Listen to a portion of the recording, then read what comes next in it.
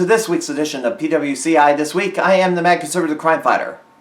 Last week, we dedicated an entire episode of PWCI to an April Fool's prank. However, there was a point to it all. Last year, the Bethalto Jaycees, for one reason or another, brought in the College Hills Backyard Group into their county fair, to which they did 4 days of a live Botchamania highlight reel. This flew under the radar of many until they were spotted at the fair doing what they described as living their dream. Despite 3 of their quote-unquote wrestlers ending up being taken to the hospital and numerous problems reported that police and security had to deal with, the organizers of the fair appear to have learned nothing and are having them back at their fair this May. Fair organizers defend this, saying these are young people chasing their dreams, and critics are nothing more than bullies. However, what's going on here is not anywhere close to chasing a dream. For them to actually live a dream of being a professional wrestler, they have to enroll in one of many area pro wrestling schools such as Race Wrestling Academy, or Dynamo Pros Dojo, or the South Broadway Athletic Club.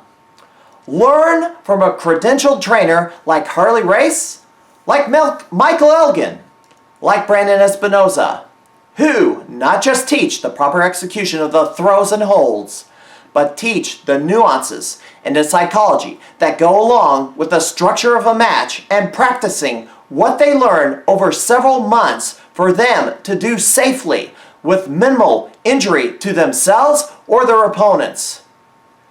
All the while, they are paying their dues, having to put up and take down the rings and production equipment where they travel until the trainers decide they've got everything down to which they can competently wrestle their first match. Instead, with the Cottage Hills kids, they decided to live a hallucination where they believe all it takes to become a pro wrestler is buy themselves a ring, get an indoor venue, then watch a couple of episodes of Raw or SmackDown and imitate what they see on TV and act like they know more about the wrestling business than Vince McMahon or Triple H ever did in their lifetime. In other words, they hold this false notion that training is completely optional. Then, in their delusional state, go out and do things they were never properly taught how to do. At the minimum, embarrassing themselves with very sloppy ring work, as we showed last week, to risking serious injury to themselves and others. 3 of which we mentioned before happened to end up in the hospital, only for a couple of them to wrestle a match the next day on crutches. So let me address the chairman of a Bethalto County Fair directly. Tab Roberson and Ernest Fries.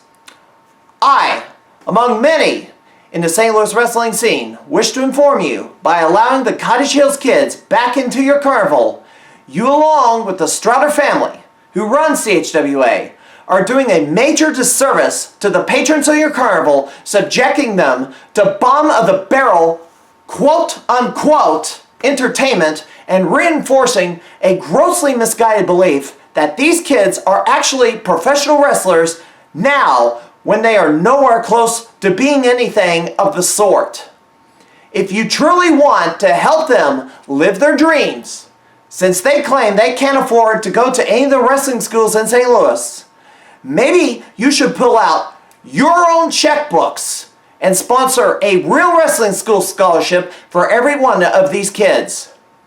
If you allow these CHWA guys to perform at your carnival again, and someone gets seriously injured, you will be held personally responsible. If you have to have wrestling at the carnival, use real professionals, not a bunch of people from someone's backyard.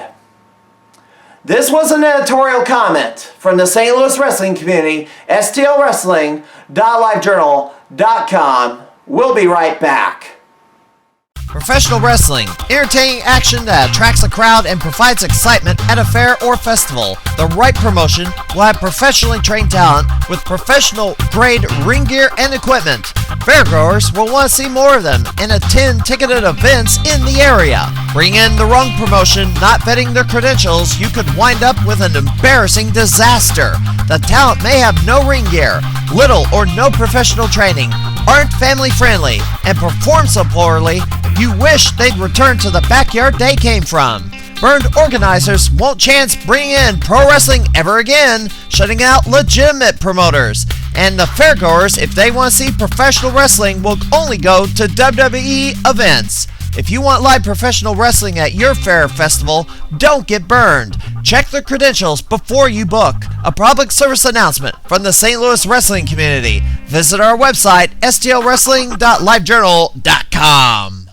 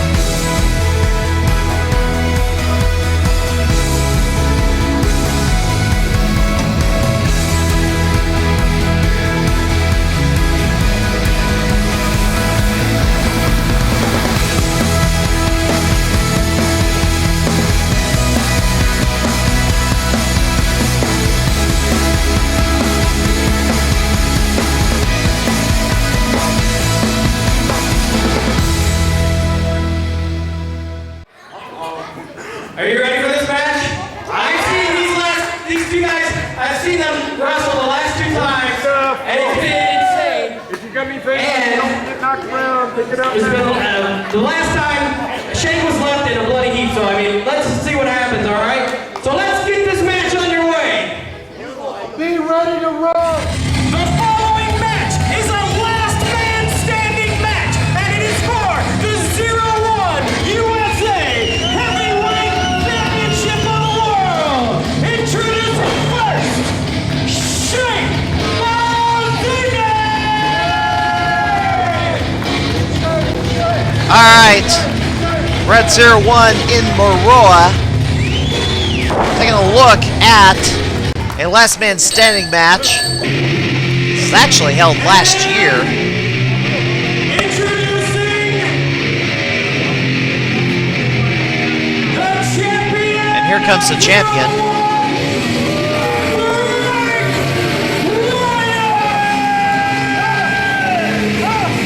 Frank Wyatt, also known as the courtiest Viking of the Viking War Party.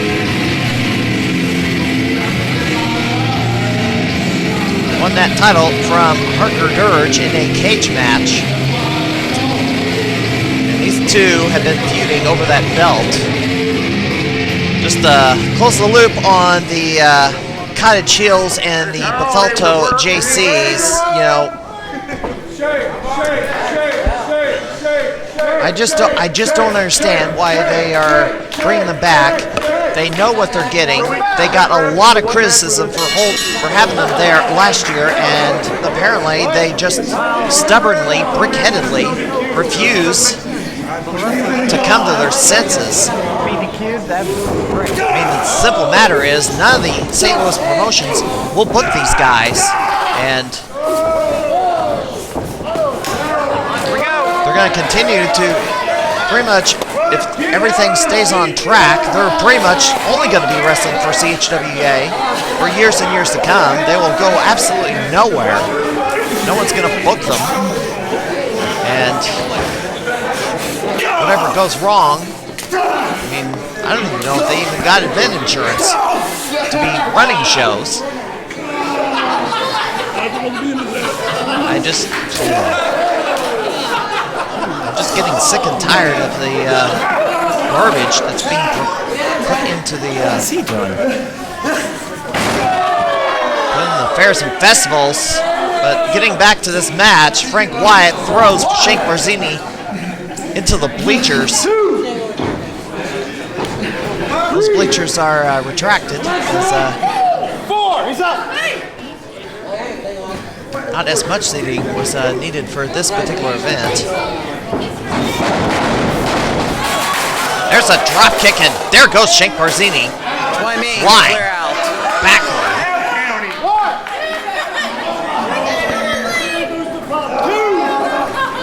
Well, this weekend, only a couple of events happening.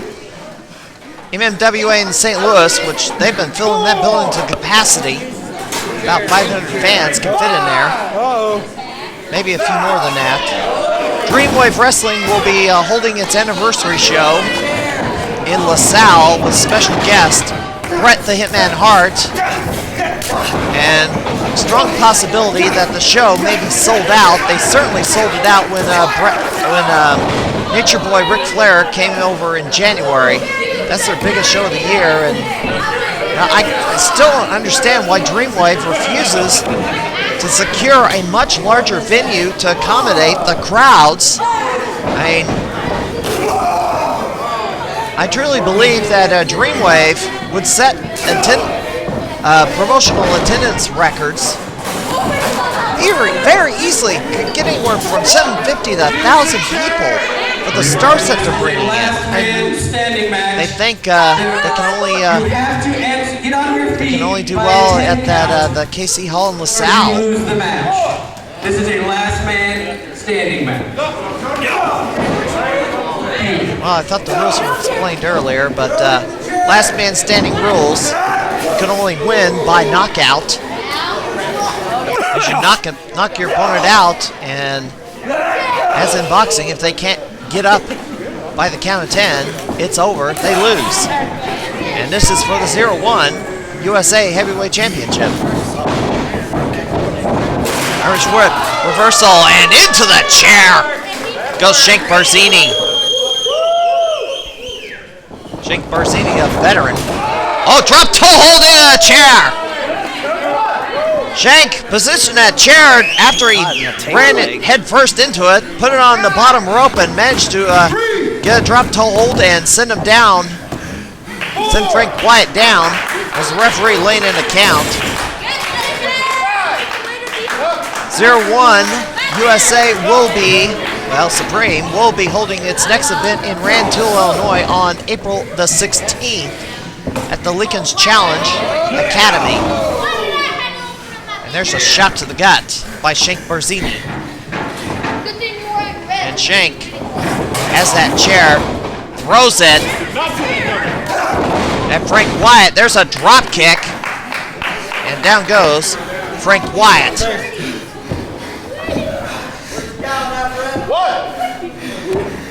Now, this crowd is not very large, but the most recent event that 0-1 put on in Maroa that featured Abyss did pack this gym.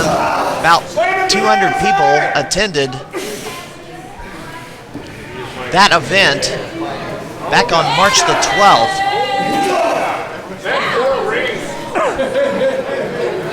Looking further out, I do want to mention SICW will be running in East Carindale on the 15th of April. That's a Friday night. Oh, suplex off the top.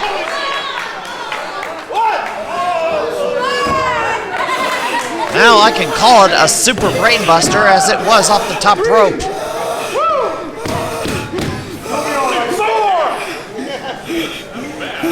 Both men are down. They have to get on their feet to stop the count.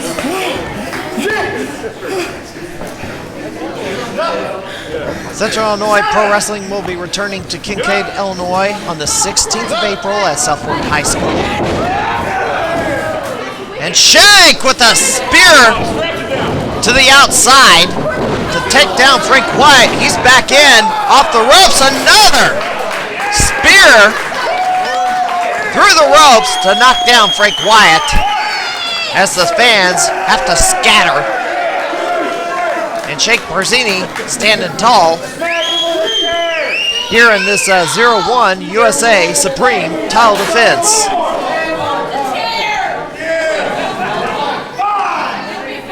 Frank Wyatt's tag team partners, the Viking War Party, Rudolph and Parnell currently hold the tag team titles. Jordan Perry, the Midwest X Division title, or, well, World Junior Heavyweight Championship now. Frank Wyatt has Shank. Gonna send him in a post! And down he goes!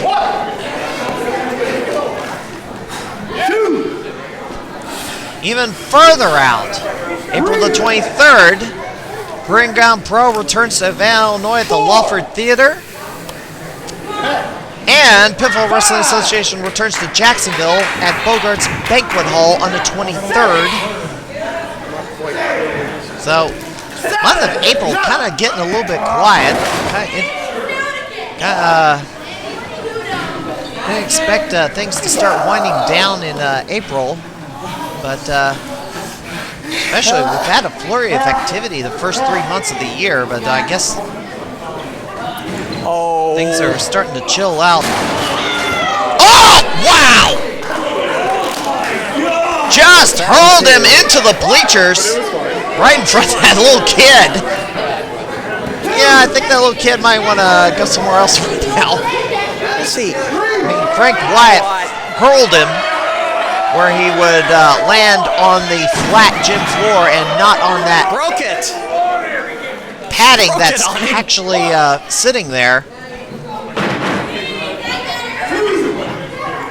Well, Frank Wyatt passes by his Viking helmet. Now he's looking for something. And he pulled out. Oh, there's a drop kick. Brought a table from the back and just threw it on Shank.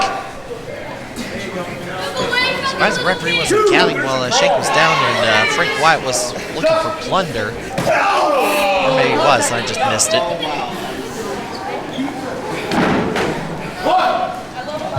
Now what's Shank up to? Oh, he's climbing, and he's telling that kid to move away because he's about to do something crazy here.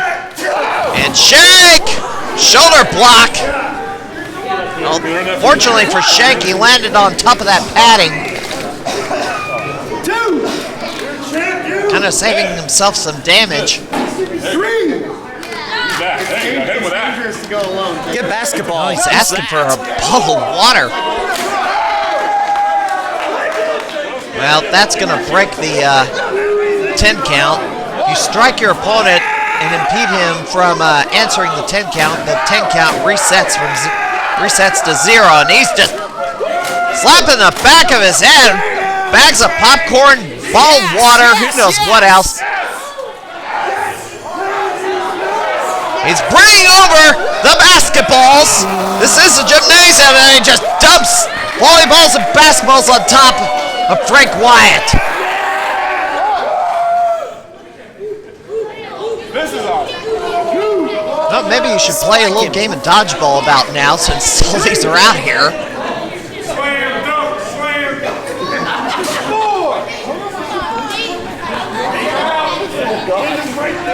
Shank Barzini waiting to see if,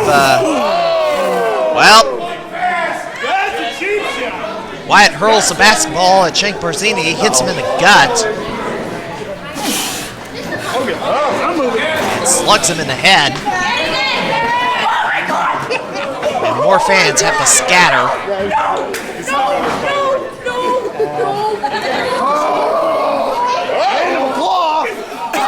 Oh, he's got him by the jaw! Headbutt, and down goes Shank. Oh boy, this can't be good. Shank climbs up quickly, but he gets caught and sits him down on the bleachers. What he's really aiming to do was splash him against the bleachers. And now, Wyatt is going to bury him in chairs.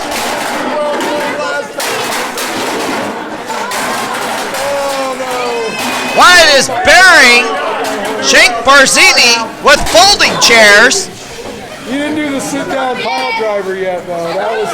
Oh boy, this can't be good.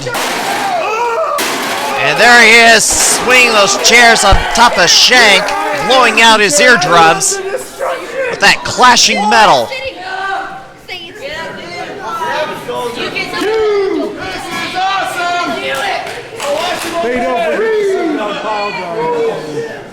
Referee laying in the count.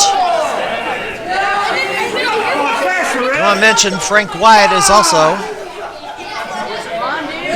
well, he had been challenging for the IWAU Club Championship down in Olney, well, Noble. He's not been able to take that away from Scott Parker. And, oh boy, Wyatt pulls out a table. It's already half broke, by the way. He's gonna set it up here. Oh my goodness. I don't know if he can use that table. That table. On that table. He do what he wants. Well, collapse. That table's been damaged when he used it earlier. I mean, that table is gonna just very little pressure will for that. Very little pressure will be needed to break that table, as it's already been damaged from when Wyatt threw it on Shank Barzini earlier in the match. Off the top rope, down he goes. He went through the table. I know he did. Both men are down. Yeah, that table's already broken. It was only the surface of the table that hadn't snapped, or was the only thing holding it together to some extent.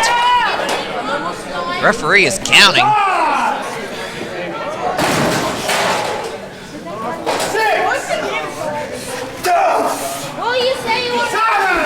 Now they're striking each other on their knees. Oh, he threw a chair into the head. Shank retaliates.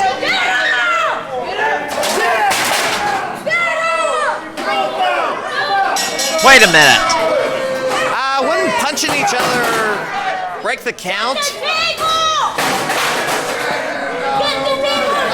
The referee did not stop the count, even though both men were striking each other on their knees, and that's the same. That's impeding answering the 10 count. Another bad, incorrect ruling.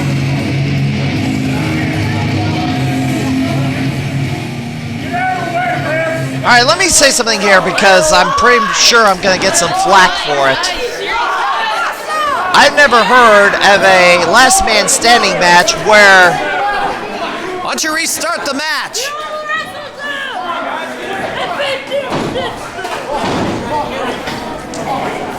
Well, both of these men are still fighting. I mean, I'm going to tell you right now, this match should not have been stopped. I mean, as soon as each man was struck the other, the 10 count should have been reset to 0 because that is impeding answering the 10 count. Impeding answering the 10 count. Oh, look at that. Oh, that'll cost him some money.